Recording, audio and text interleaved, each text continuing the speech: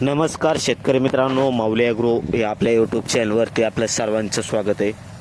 शेतकरी मित्रांनो, काल आपण एक व्हिडिओ सोडला होता. त्यामध्ये आपण सांगितलं होतं की ब्राझील वाघ्याचे बाजारभाव तब्बल 1100 रुपयांनी आपल्याला कमी झालेले पाहायला मिळालेत. आणि आणखी देखील ब्रेकिंग न्यूज अशा पद्धतीने आली की वरून देखील व्हरायटीचे बाजारभाव हे घसरलेलं आपल्याला पाहायला मिळतात. तर कशा पद्धतीने घसरलेत, किती घसरलेत याविषयी सविस्तर माहिती आज आपण या व्हिडिओमध्ये पाहणार आहोत. त्यामुळे व्हिडिओ हा आपला शेवटपर्यंत नक्की पहा.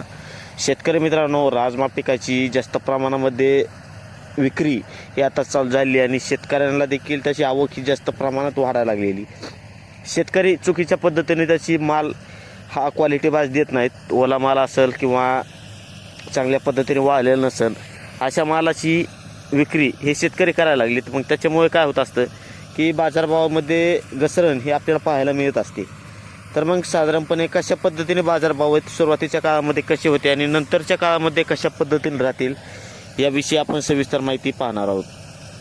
शेतकरी मित्रांनो, काल आपण एक व्हिडिओ सोडला होता. त्यामध्ये आपण सांगितलं होतं की ब्राझील वाघ्याचे बाजारभाव साधारणपणे 1000 ते 1500च्या आसपास आपल्याला कमी हे झालेले दिसले होते. आणि आज आणखी वरून या व्हरायटी देखील बाजारभाव कमी प्रमाणात झालेले आपल्याला पाहायला मिळत आहेत.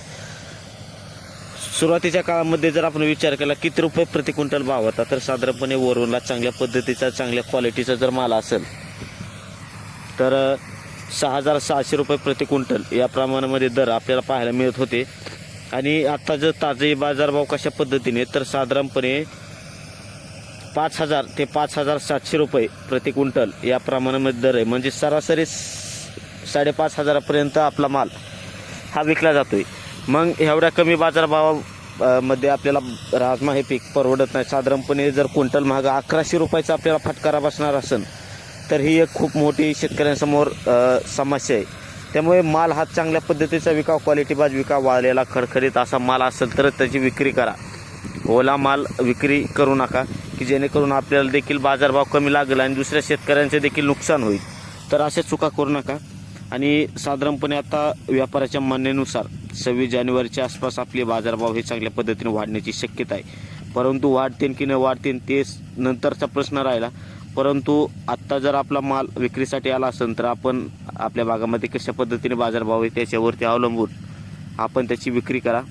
गडबड करू नका. चांगल्या पद्धतीने माल तयार करा, नंतर त्याची विक्री करा. चांगल्या मालाला कधी पण चांगल्या पद्धतीचा बाजारभाव हा लागत असतो. ओला माल जर आपण विक्रीला नेला तर चालू दरापेक्षा साधारणपणे 1000 रुपये दर हा आपल्याला कमी मिळतोय. तर ही एक खूप मोठी नुकसान आहे.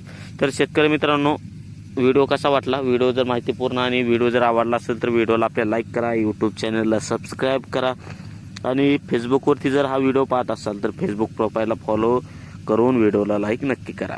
तर नंतर भेटू अशाच माहितीपूर्ण व्हिडिओमध्ये. त्यापूर्वी धन्यवाद, आपण आपला व्हिडिओ शेवटपर्यंत बघितला म्हणून.